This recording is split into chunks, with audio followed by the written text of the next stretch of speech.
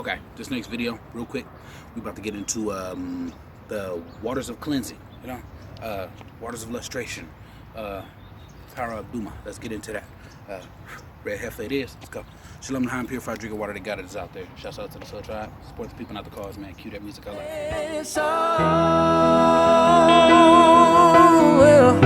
American privilege, it keeps blurring my vision. Inherited sickness. Numbers, chapter 19. Now the Lord spoke to Moses and to Aaron, saying, This is the statute of the law that the Lord has commanded. Tell the people of Israel to bring you a red heifer without defect, in which there is no blemish, and on which a yoke has never come. And he shall give it to Eleazar the priest, and it shall be taken outside the camp and slaughtered before him.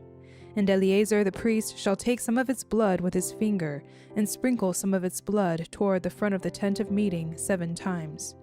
And the heifer shall be burned in his sight. Its skin, its flesh, and its blood with its dung shall be burned.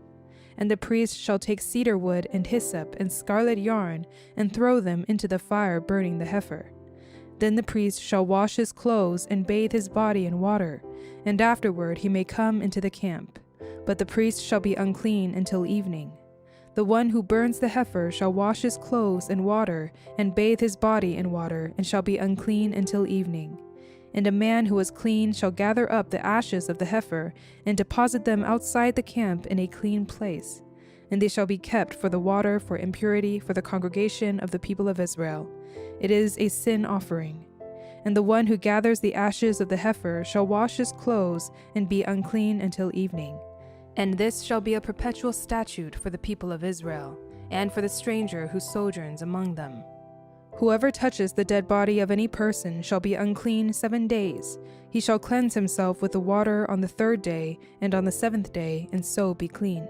But if he does not cleanse himself on the 3rd day, and on the 7th day, he will not become clean.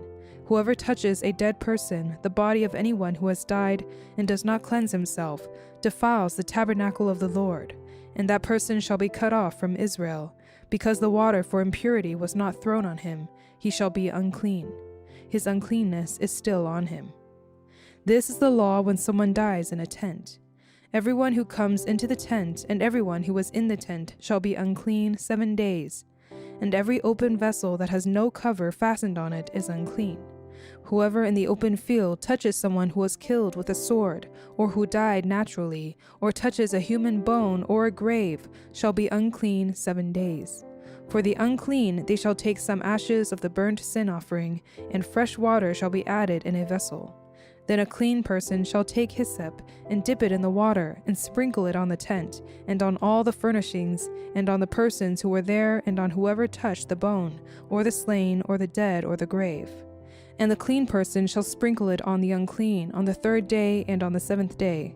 Thus on the 7th day he shall cleanse him, and he shall wash his clothes and bathe himself in water, and at evening he shall be clean. If the man who is unclean does not cleanse himself, that person shall be cut off from the midst of the assembly, since he has defiled the sanctuary of the Lord. Because the water for impurity has not been thrown on him, he is unclean, and it shall be a statute forever for them. The one who sprinkles the water for impurity shall wash his clothes, and the one who touches the water for impurity shall be unclean until evening. And whatever the unclean person touches shall be unclean, and anyone who touches it shall be unclean until evening.